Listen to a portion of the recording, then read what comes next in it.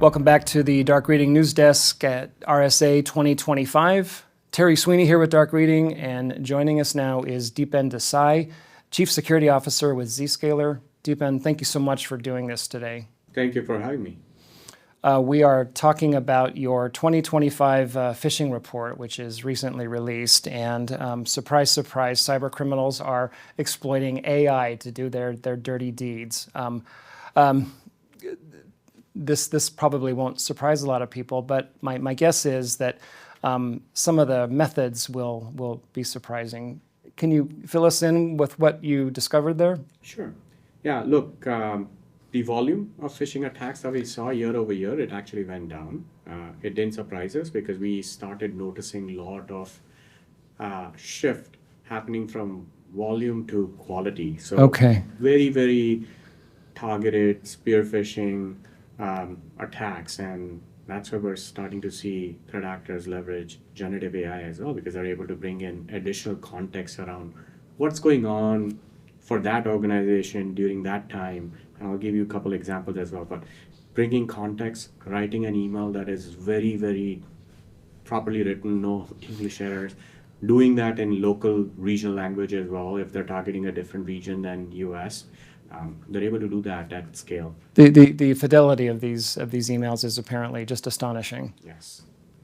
It's the fidelity of the writing and the context that they're bringing in. So the example, if I could share, sure. Is during the appraisal cycle of a company, they will send a CEO equity grant to the employees, right? So they will figure out what's going on around that. During a mergers and acquisition news announcement, they will then take that and come up with a spear phishing template that will target employees from certain departments who would more than likely be involved in that mergers and acquisition activity. So they're able to bring this in because they're using AI, they're using traditional automation, and then they're combining that and coming up with these targeted templates. Wow.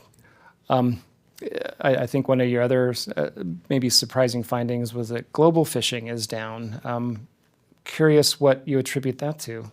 Yeah, so globally, we saw about 20% drop. There are a couple of reasons. One, like I mentioned, there is a shift from quantity to quality. Why would you want to send hundreds of millions of phishing emails when you know the chance of success of someone clicking on it is always going to be minimal, versus you sending those specially crafted email using AI, the chance of someone clicking it is much, much higher. So there is that shift happening. And there were certain things that some of the email vendors, like Gmail, for instance, they stopped this bulk send feature, which this is their own finding as well. They did see a drop in this spam messaging. Okay. They made that change. So it's a combination of both, but there is a shift on the quality side from quantity from these guys. I may not have the exact numbers, but back in the day of the Nigerian prince scams, we were being told that they would send a million emails, a million spam emails, and they just needed 2 or 3 people to respond, and they would make money. But it sounds like that's too crude of an instrument for today's attackers. Absolutely. And Terry, what we see is it's not just email. They're now picking up the phone, making the phone call, at times using AI-generated voice message as well. They will send 15-second message to you over WhatsApp, claiming, hey, I tried calling you, here is who I am. I'm in an area where the network is choppy. And then follow it up with a traditional message or email where they will then convince the user that, hey, it's the person who they seem the person is, because they made that authentication using phone call. Similarly with video as well, we're going to see a lot of deepfakes with sure. AI. Google did a recent demonstration at it was a telecom event, and they played. And this is a group of technology savvy people. They played the deepfake and the regular one, and show of hands, who thinks this is the deepfake.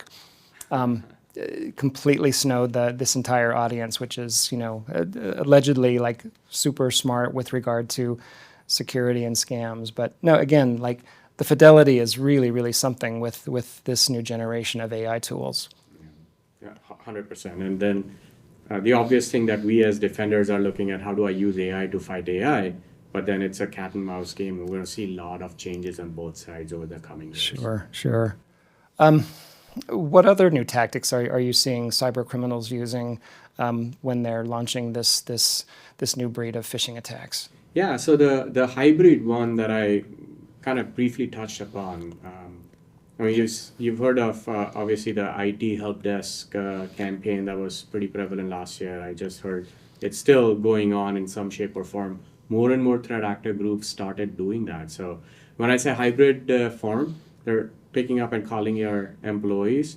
The first wave was where they were calling IT help desk, pretending to be the employee of the company, lost their phone, asking for password reset, MFA. Second wave, we saw them claiming to be part of the security team and telling the IT help desk guy, hey, your machine is infected, let me help you clean it up. And then they will tell them to do 3 things, which are not suspicious, pretty benign. And at the end, they will say, it was a false positive in the security control. You're fine, there's no infection. Here, can you fill out this survey? And that's how they get them. And there were a lot of successful attacks with that. Recently, over the last 6 to 9 months, what we're seeing is they're identifying 3 to 5 employees who are privileged employees in the organization. They will then send tons and tons of spam over SMS, over email. Within few minutes, they will call all of those employees at once, and they will say, hey, I'm part of your security team. We noticed a security misconfiguration that resulted in a lot of spam ending up in your endpoint. And again, that's what you're seeing is they're trying to bring in more and more context to make these phishing attempts very believable, starting with phone and then sending the traditional link via email, via text. And that is what is resulting in these attacks becoming successful. And phishing is just a starting point. There is always the next step that will happen. It could be ransomware, it could be infostate, it could be something else. I imagine this was beyond the scale of your current data sets, but please tell me we're past or about to pass this era of being of telling a user that's been called up, like, we need to remote into your computer, like, and the user actually accepting that the invitation to have somebody like basically accessing their hard drive on their laptops.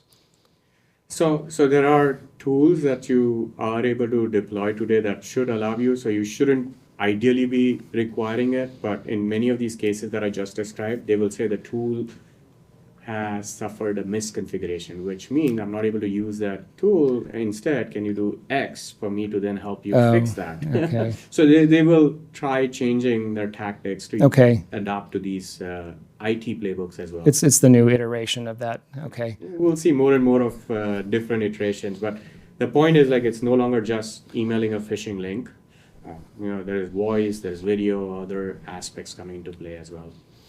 Deepen, you're a future-minded guy. What do you see on the horizon? What sorts of new attacks can we expect the rest of this year? So there are 3 things that are top of mind for all of us CXOs. Even in my discussions over here at RSA with all the peers, including some of our customers, AI is top of mind for everyone. And that's where bucket number 1 is, how do I secure the adoption of AI? But since you asked about threats that should be on top of mind, you're also going to get targeted by AI-driven attacks. So they're leveraging AI to not just do phishing. They're also leveraging AI for exploit development. They're using AI for malware development. They're using AI for data exfiltration. They're using AI for command and control. So the goal over there is you need to invest in something that will allow you to fight AI with AI. That's where we, as a company, Zscaler, do offer Zero Trust Exchange, where we have embedded AI strategically in places where it enables organizations to fight AI with AI. Talk about then some of the tools that Zscaler is bringing to the fight to address these AI-driven phishing attacks. Yeah, so couple ones that I will call out. One is where we are able to identify phishing pages based on their look, the attributes that are part of the page.